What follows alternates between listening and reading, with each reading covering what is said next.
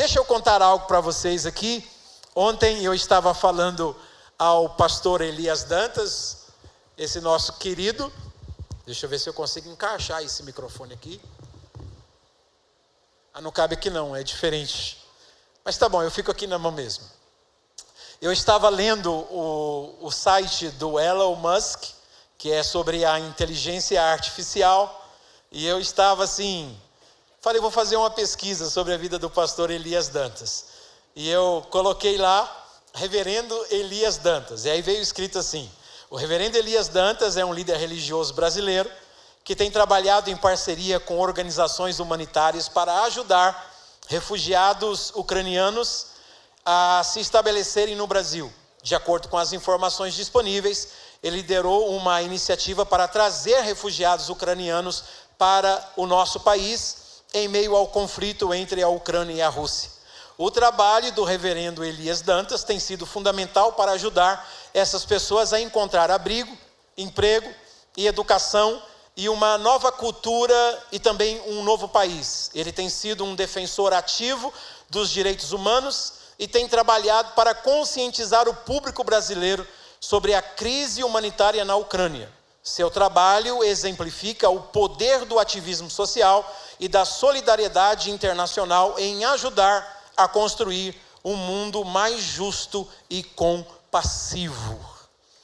Eu falei, uau, lá nesse chat da inteligência artificial de Elon Musk tem todas essas informações. Aí eu falei, deixa eu ver se fala alguma coisa de mim.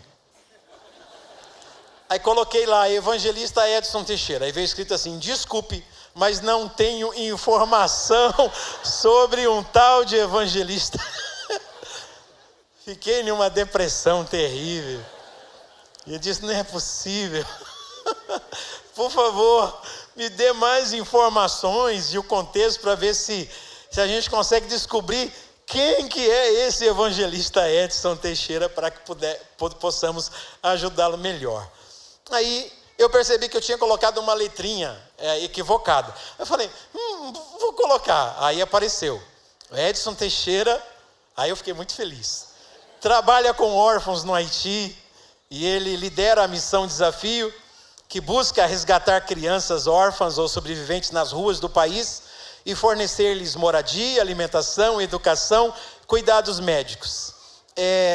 O evangelista Edson Teixeira apoia os órfãos nessa nação, pois o país enfrenta desafios impressionantes em termos de pobreza, instabilidade política e violência, que se tornaram desproporcionalmente como crianças. Parece que não está encaixando a frase, mas é assim que veio.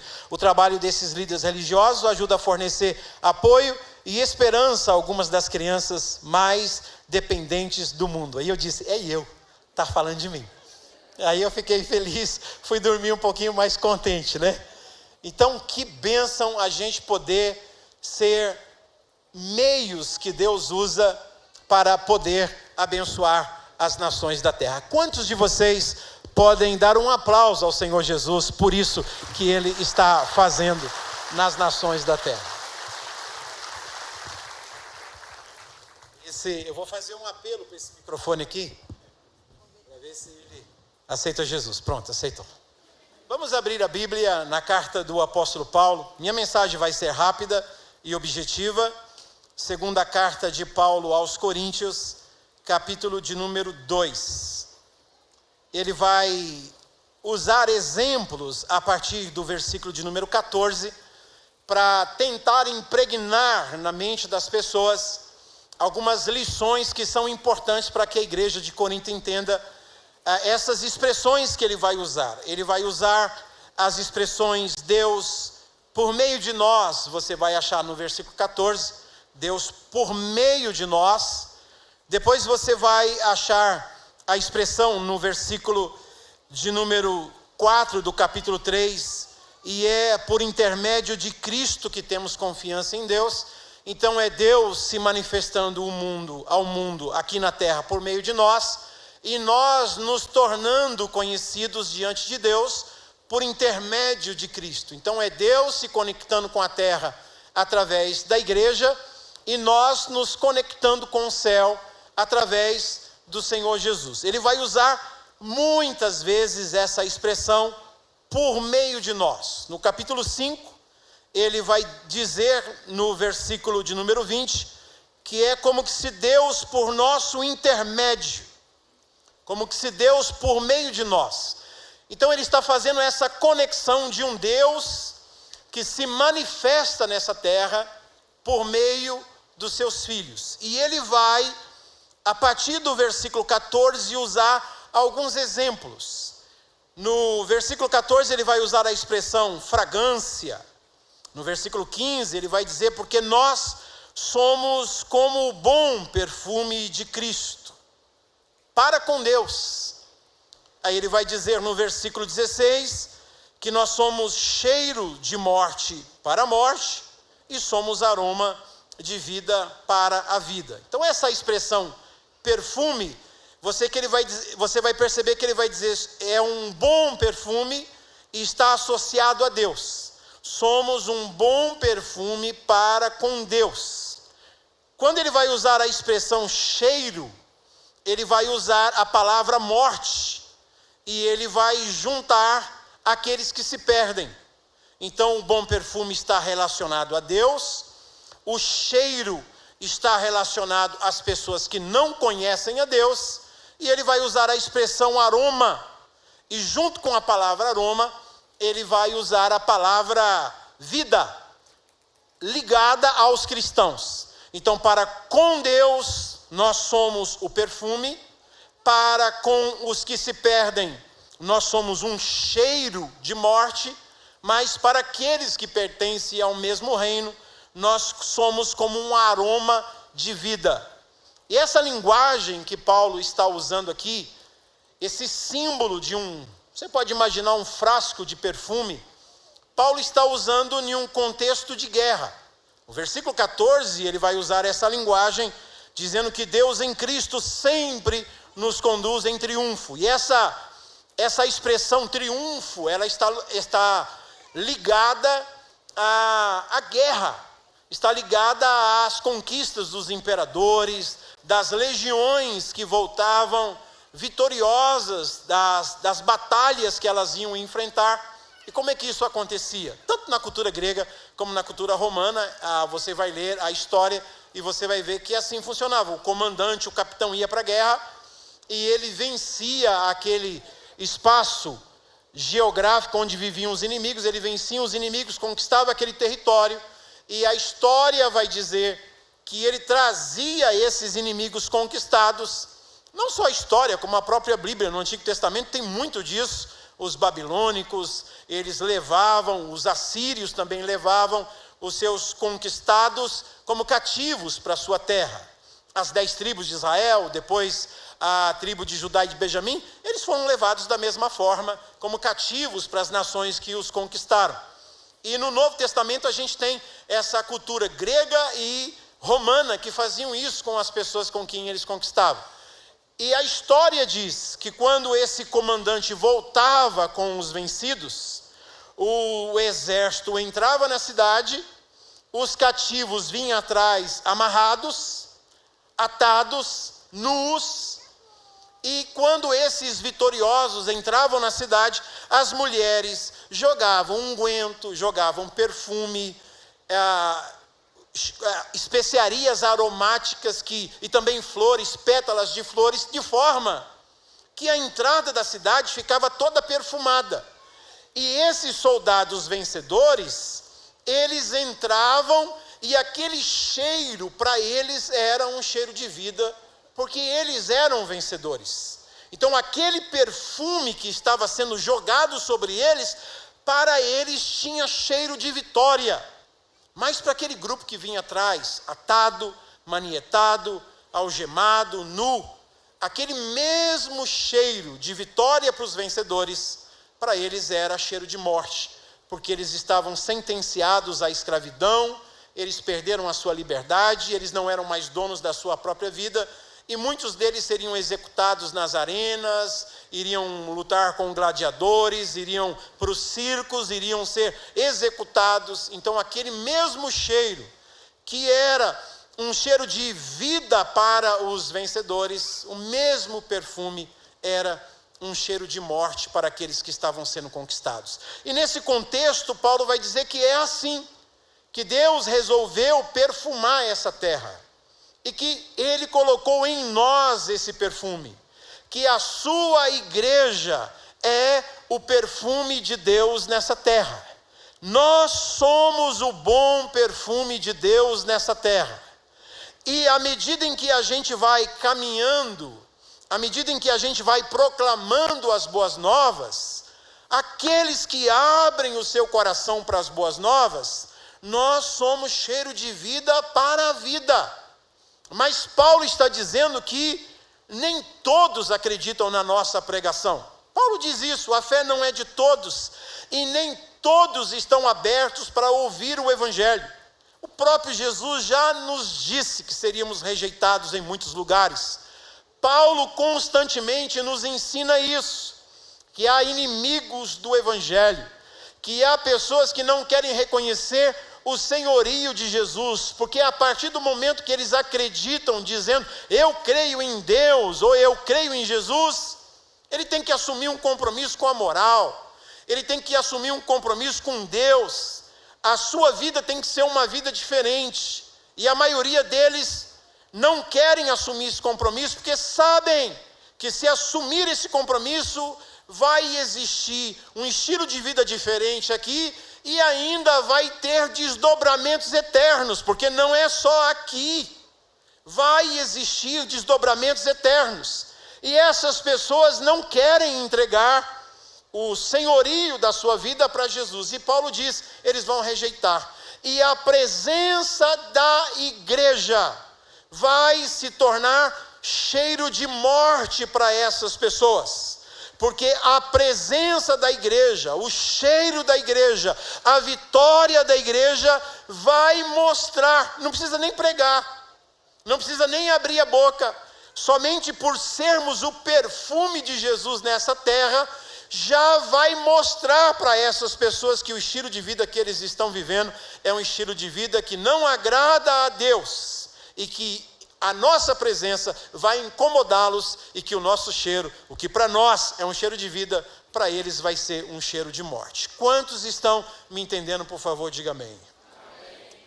Mas nós sabemos que tem, não vou me deter muito nisso, mas você sabe que tem perfume fake, não sabe? Você sabe que parece que é, mas não é. Você pega e dá aquela espremidinha, você aperta ali o spray, e você sente o cheiro, e você diz, é a mesma essência, mas é só 5 minutinhos, aí o álcool vai dissolver tudo aquilo, e você vai perceber que não tem mais cheiro nenhum. Bom, eu acho que cristão assim é só lá em São Paulo, onde eu moro. Aqui no Goiás não tem, aqui não tem perfume fake, aqui todo mundo é verdadeiro, é original. E a gente sabe que o bom cheiro produz um sentimento de liberdade. O bom cheiro mexe com a memória das pessoas. As mulheres sabem disso mais do que os homens. Basta você chegar no Dutch Free, na hora que você entra no aeroporto, a primeira coisa que tem é uma loja de venda de perfumes. Uma vez nós fomos para o Peru, e na nossa equipe, o nosso voo estava para sair dali 40 minutos. Eu disse, pessoal, olha, a gente tem que, não pode parar em nenhuma lojinha, não pode parar em nada, a gente tem que correr pro portão, porque o avião está para sair. Mas uma das irmãs não resistiu à tentação, e foi chamado o nome dela. A gente chamava o nome dela no microfone lá, e saía na caixa de som, ela simplesmente não ouvia. O avião foi embora. Quando chegamos lá em Lima, no Peru, eu abri o meu celular, estava lá a mensagem, pelo amor de Deus, onde que vocês estão? Pelo amor de Deus, não vão para Cusco sem mim, me aguarde, missionário Edson, me aguarde aí em Lima, por favor, eu não sei ir para lá sozinho. Aí eu mandei a equipe para Cusco, e eu fiquei em Lima, no outro dia, aguardando a abençoada. Quando ela chegou com aquela cara lavada assim, eu a recebi, eu só perguntei assim, e o que aconteceu? E ela disse, o perfume. Eu fiquei cheirando, eu fiquei vendo, mas nós falamos o seu nome, eu não escutei nada. Sumiu tudo, eu esqueci de tudo. O perfume tem esse poder. O perfume gera um sentimento de liberdade nas pessoas, que as pessoas até esquecem de dívidas, de problemas, de dificuldades, de voo. Então, dá um clima de liberdade. O bom cheiro traz isso. E é gostoso você estar perto de uma pessoa que cheira bem. O ruim é você ficar perto de uma pessoa que cheira mal. E aí você dá uma olhadinha debaixo do sapato assim, e diz, será que fui eu? Pior quando você está em uma reunião e aí passa um cheiro assim, você diz, eu não fui. Aí o outro diz assim, eu também não fui, quem será que foi? Você sabe o que eu estou falando, não me olha com essa cara de evangélico escandalizado não, porque é isso mesmo. O mau cheiro traz um sentimento de desconfiança. E aí, agora, o bom cheiro traz uma liberdade. Nós somos o bom perfume de Jesus nessa terra.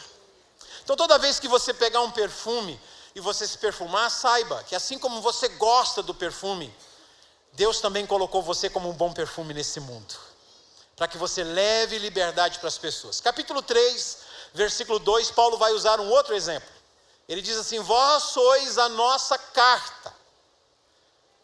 Então ele usa um perfume para mostrar a nossa influência no mundo, e agora ele vai dizer, vocês são a nossa carta escrita e lida por todos os homens. Vocês são vistos por todos os homens. E não é uma carta fechada, é uma carta aberta, ele diz, onde as pessoas podem ler a mensagem. E a gente sabe que uma carta, a primeira característica de uma carta é que ela deve ser enviada. Uma carta é escrita para ser enviada, para ser entregue. Você não está perto da pessoa, senão você conversa com ela. Por isso se fazia uma carta, a epístola, aquilo que é enviado a alguém. Então quando Paulo diz que nós somos uma carta, significa que nós somos enviados. Você é um enviado de Deus a esse mundo.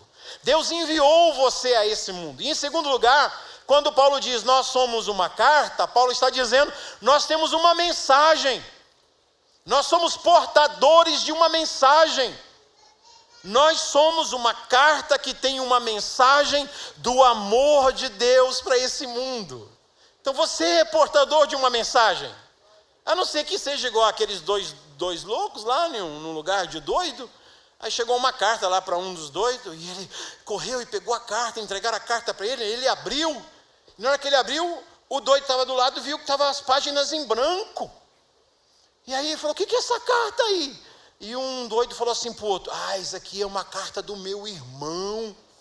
Meu irmão mandou para mim. Ué, mas por que a carta está em branco? É que a gente está brigado, a gente não está se falando. Então uma carta que não tem mensagem. Então você não pode estar brigado com o Criador. Deus está escrevendo a história dele em você. E essa história, você é uma carta aberta.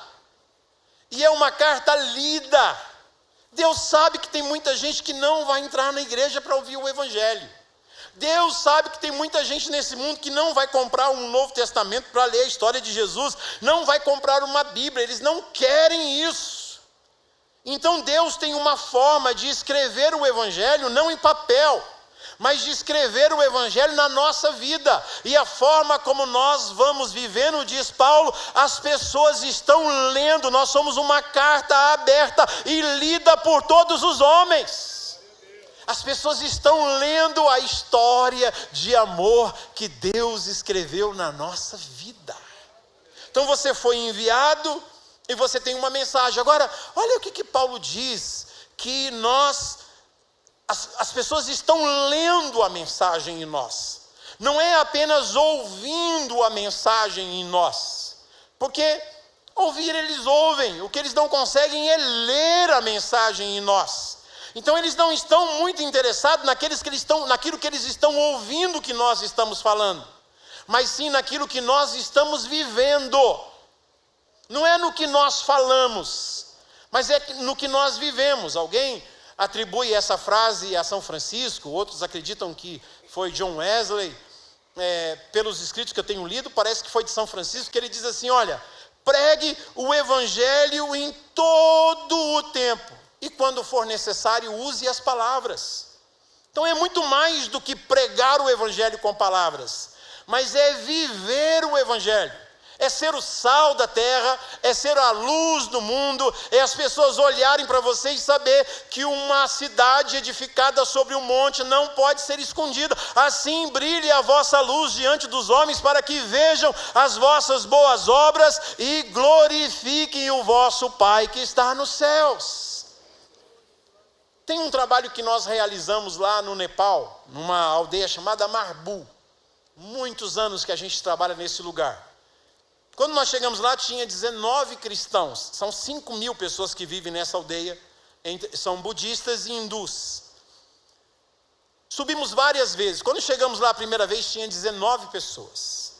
Começamos um trabalho de evangelismo, mas assim, com palhaços, com médicos. E eu, nesses dias que passei na montanha, só preguei um dia sobre a mulher samaritana. Na segunda vez que eu fui, nós ficamos 4 dias e eu só preguei uma vez.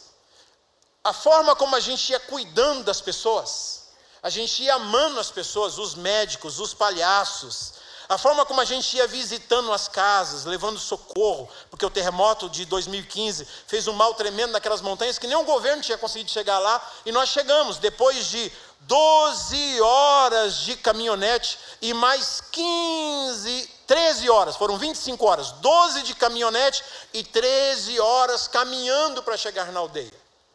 Eles viram o nosso amor. E eu preguei nessa aldeia 3 vezes, nessas 5 vezes que eu fui lá. A primeira vez que eu fui tinha 19 cristãos. A segunda vez que eu fui tinha 92 batizados nas águas. A terceira vez tinha uma igreja construída para 300 pessoas.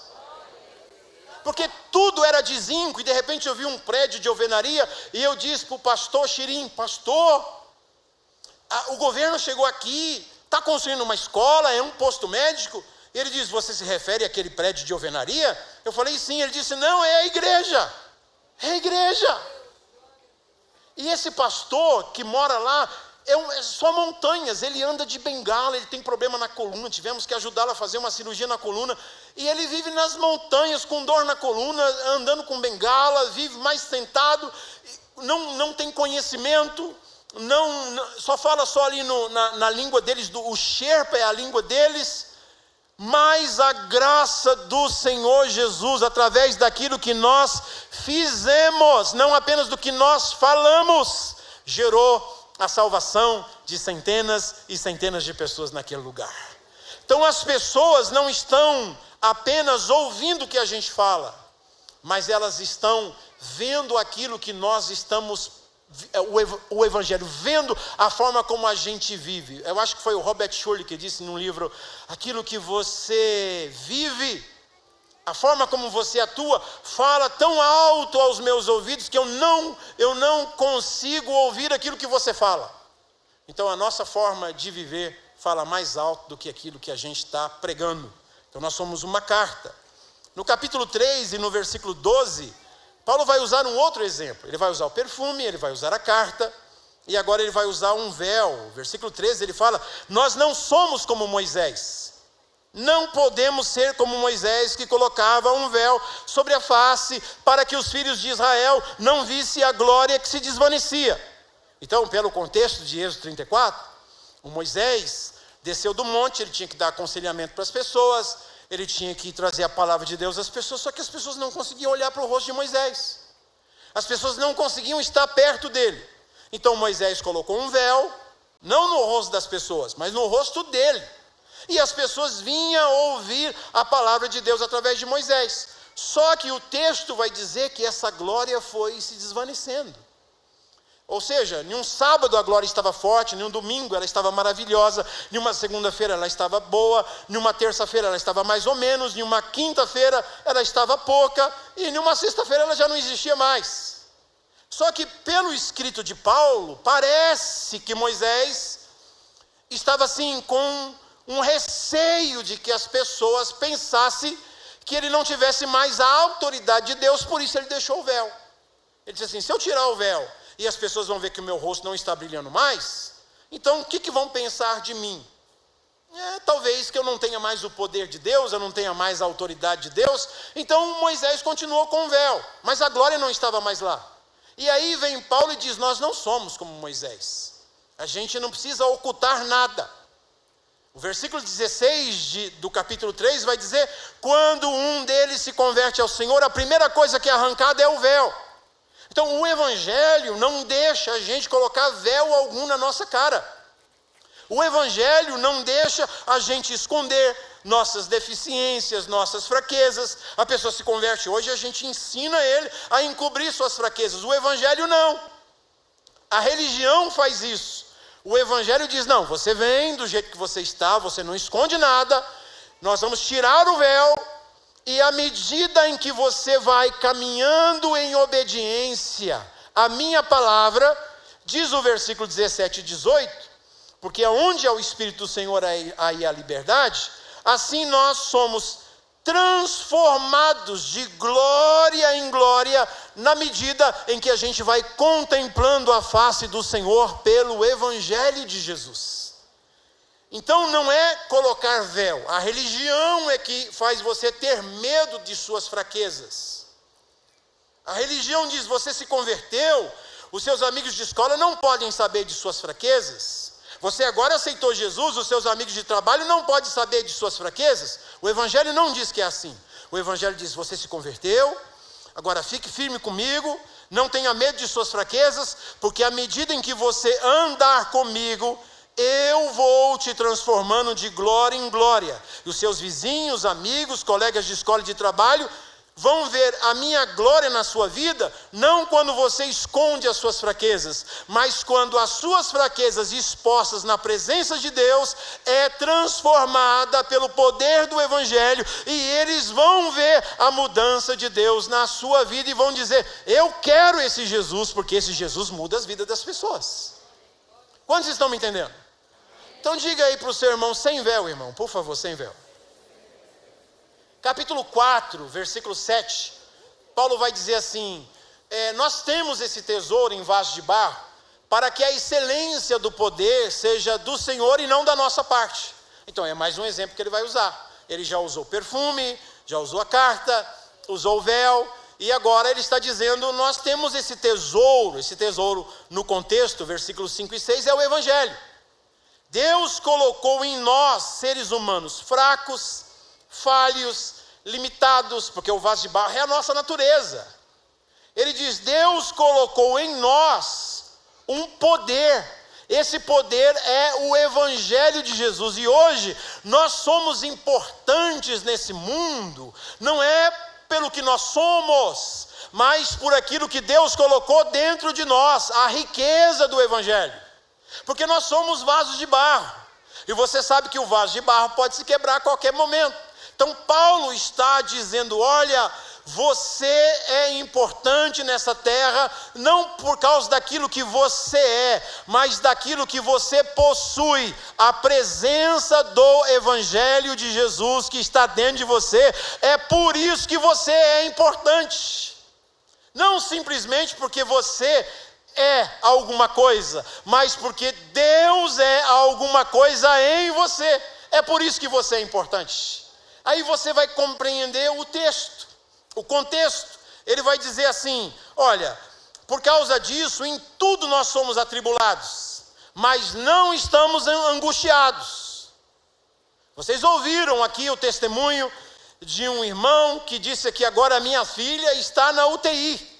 Tem muita gente, ele está atribulado, mas o texto diz: porém, não angustiados, perplexos, porém, não desanimados. Perplexidade é: eu não entendo o que está acontecendo, eu não tenho resposta de o porquê que isso está acontecendo comigo aqui e agora. Eu posso ficar perplexo, mas eu não vou ficar desanimado, porque eu tenho um poder que me sustenta. Eu tenho um tesouro nesse vaso de barro. Ele diz: perseguidos, porém nunca, jamais desamparados.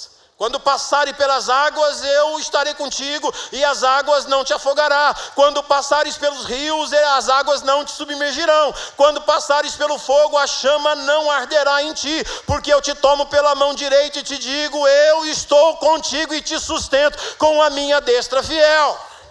Quantos podem louvar a Deus porque Ele está presente? Então você vai ser perseguido, mas você nunca, nunca, nunca, nunca, nunca vai ser desamparado. Eu estou com vocês todos os dias até a consumação dos séculos. Então a perseguição vem, mas o desamparo jamais. Deus está com a gente sempre. E aí Paulo diz assim: abatidos, porém não destruídos. O que é ser abatido? Aqui ele está falando de pessoas atribuladas, de pessoas perplexas, de pessoas perseguidas, de pessoas abatidas. Acontece isso com todos nós os cristãos, mas não estamos angustiados, não estamos desanimados, não estamos desamparados e não estamos destruídos. Talvez você esteja aqui abatido hoje, e você entrou no ringue com uma vontade imensa de vencer, mas logo no começo o camarada já te jogou para o chão. Só que você tem um Deus que vai levantar você. Você pode ter caído no primeiro round, mas tem o segundo, tem o terceiro. Não desanime, porque você pode ser abatido, mas destruído jamais. Por causa dessa presença gloriosa de Deus que está em vaso de barro. Aí ele vai usar no capítulo 5, versículo 20, um outro exemplo dizendo: de sorte que nós somos embaixadores de Deus. Como que se Deus estivesse por nosso intermédio chamando o mundo à reconciliação, e que a gente tem um ministério da reconciliação, a palavra da reconciliação, para dizer para o mundo que Deus estava em Jesus reconciliando consigo mesmo o mundo, e agora nos fez embaixadores desse reino. Para a gente chegar nessa terra, porque o embaixador é um representante de um país, para chegar nessa terra como embaixadores do reino de Deus, e para dizer que a reconciliação já aconteceu, que o Cordeiro já foi morto, que os pecados podem ser perdoados, e a gente vai fazer relacionamentos sadios, alianças sadias, de uma pátria com outra pátria, de um reino com esse reino. Nós somos esses embaixadores. Esse é um outro exemplo que Paulo usa aqui. E para eu terminar essa meditação com vocês, ele vai usar o capítulo 6, versículo 1, mais uma figura. Ele diz assim: de sorte que nós somos cooperadores, capítulo 6, nós na qualidade de cooperadores com ele, também vos exortamos a que não recebais em vão a graça de Deus. Então ele fala do perfume, ele fala da carta, ele fala do véu, ele fala do vaso de barro, ele fala do embaixador, e agora ele vai falar sobre essa palavra de cooperador. Deus é o Deus que opera, mas Ele nos chama, nos dá o privilégio de, como igreja, sermos os seus cooperadores. Eu vou contar um testemunho para você que marcou a minha vida. Era o mês de outubro de 1998. Eu estava na Guatemala em um congresso de evangelização na cidade de Almolonga, lá nas montanhas da Guatemala.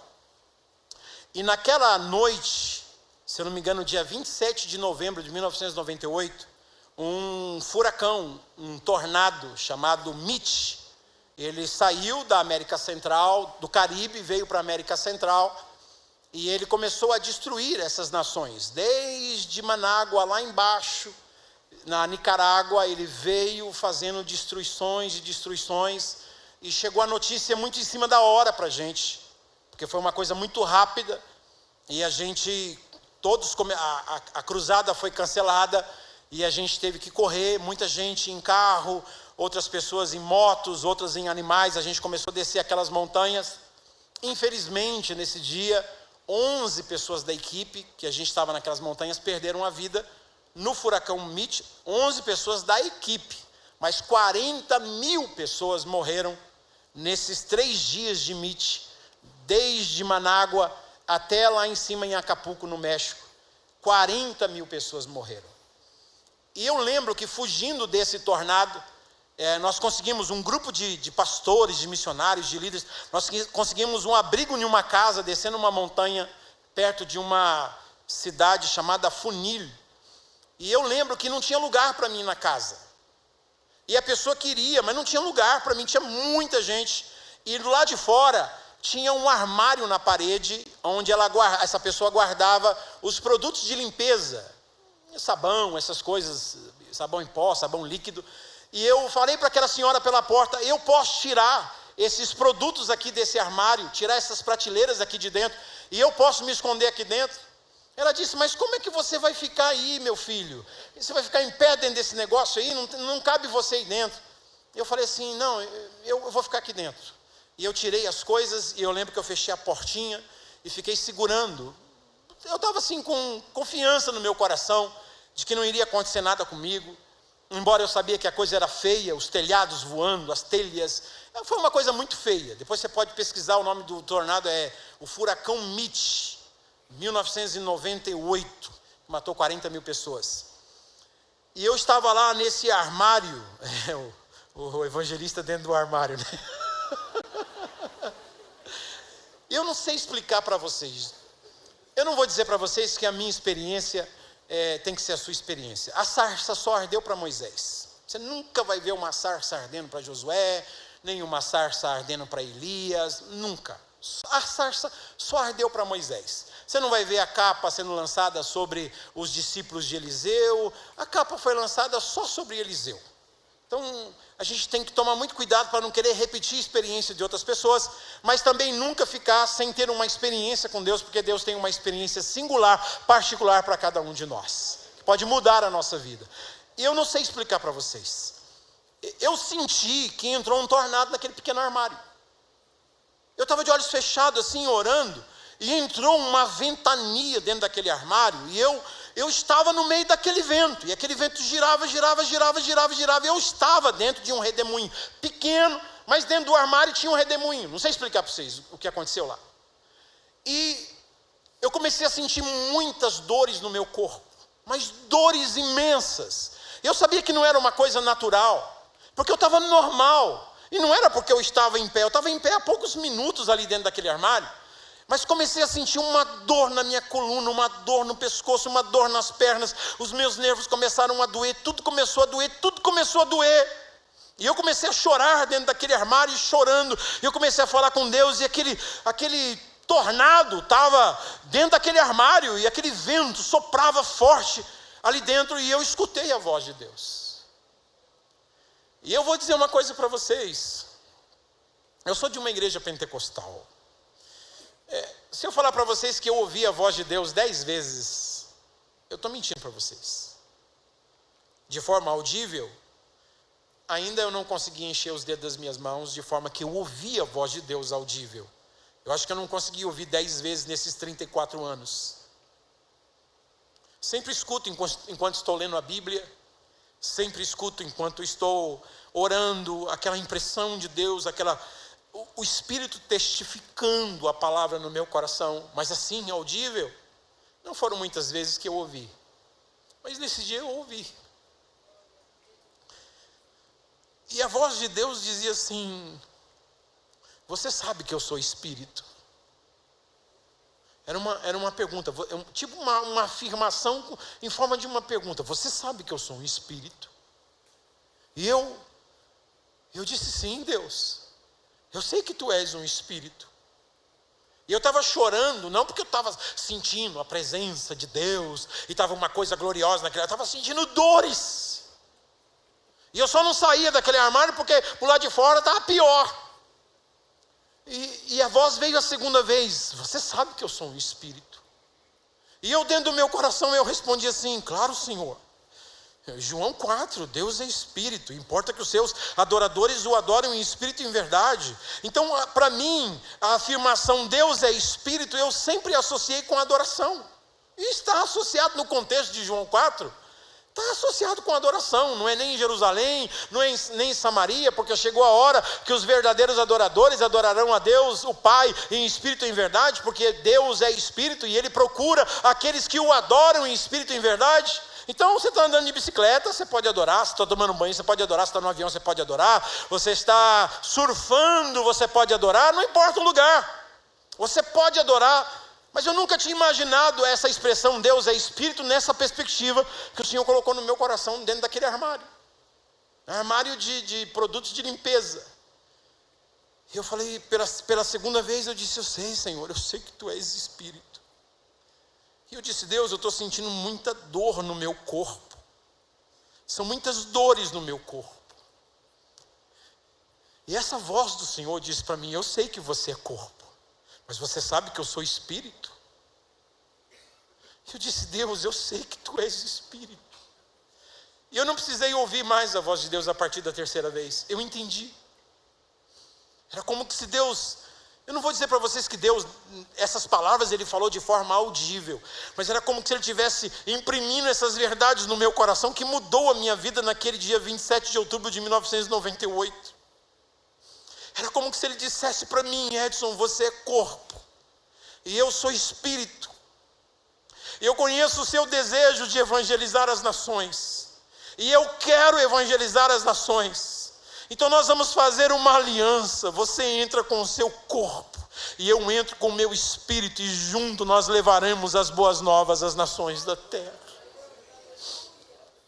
E eu disse, sim, Senhor. Para onde o Senhor quer que eu vá? O que o Senhor tem para mim? Passou aquele tornado, eu não recebi nenhuma resposta, eu simplesmente disse, eu estou aqui, Senhor, eu aceito, aqui está o meu corpo, o Senhor entra com o Espírito, eu entendi, o Senhor vai se manifestar em mim, o Senhor vai se manifestar através de mim, o Senhor vai se manifestar apesar de mim. Eu entendi, estou aqui, eis-me aqui, toca através das minhas mãos, fala através da minha boca, enxergue através dos meus olhos, escute através dos meus ouvidos, vá através das minhas pernas, eu estou aqui, eu entendi. Mas eu não sabia o que eu ia fazer a partir daquele momento. Descemos para a capital, começamos a ajudar as pessoas que foram danificadas, a arrumar colchão, e eu cancelei meu voo, e eu fiquei uma semana a mais lá ajudando essas pessoas. Eu sei que no último dia, um senhor chamado Raul Monzon, quando foi se despedir de mim, e ele disse assim, você está indo embora para o Brasil? Eu falei, estou. E ele disse assim, mas... e Guatemala?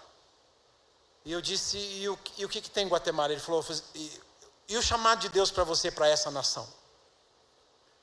Eu disse, o chamado de Deus para mim, para essa nação? Gente, ele me fez lembrar de que em 1989, eu tinha 2 anos de convertido, eu entrei em uma casa em São José dos Campos, um camarada que eu nunca sei o seu nome, nunca mais o vi na minha vida. Ele colocou a mão na minha cabeça e ele disse assim, moço, a América Central te espera e o país chama-se Guatemala. Eu não tinha lembrado disso. E quando esse Raul Monzon falou, e Guatemala, e a promessa de Deus, aquilo veio como um raio na minha cabeça, e eu disse, meu Deus, é Guatemala. E ele falou assim para mim, olha só, sabe essa casa que você ficou hospedado aqui na montanha? Eu disse sim. Ele falou, se você vir a Guatemala como missionário, aqui você não vai precisar pagar aluguel, porque você vai morar nessa casa aqui na montanha, e você não vai precisar comprar carro, porque eu vou providenciar o carro para você. Vim para o Brasil, fiquei mais 45 dias no Brasil, e 45 dias depois eu estava com a minha esposa, mudando para Guatemala para trabalhar em todas aquelas nações, em Cuba, no México, ali em Honduras, El Salvador, Nicarágua, Costa Rica, Panamá. Comecei a trabalhar nesses países todos da América Central, onde nasceu a minha filha, que é guatemalteca, a minha filha mais velha, e hoje, aquele bairro que era uma das maiores favelas da América Central, hoje nós temos lá, eu não tenho nenhuma, hoje eu sou apenas uma pessoa que sou recebido com honra lá, mas nós temos uma igreja que tem quase 2.000 membros na cidade de Vila Nova, que nós abrimos lá, e ela já abriu várias outras congregações. Só essa igreja local tem quase 2.000 membros de guatemaltecos que foram tocados pela graça de Deus, e muitas outras igrejas que nós abrimos em Cuba e abrimos nesses países que nós estamos trabalhando até hoje na América Central. Eu vou terminar aqui dizendo o seguinte: Deus está operando nesse mundo, mas Ele está contando com cooperadores. Deus é Espírito, E Ele está dizendo: eu estou precisando de corpos que façam uma aliança comigo. Eu quero ganhar o mundo. Então eu entro com o Espírito, você entra com o seu corpo, e juntos nós vamos evangelizar o mundo. Eu quero convidar você a ficar em pé, eu quero orar com você e abençoar a sua vida.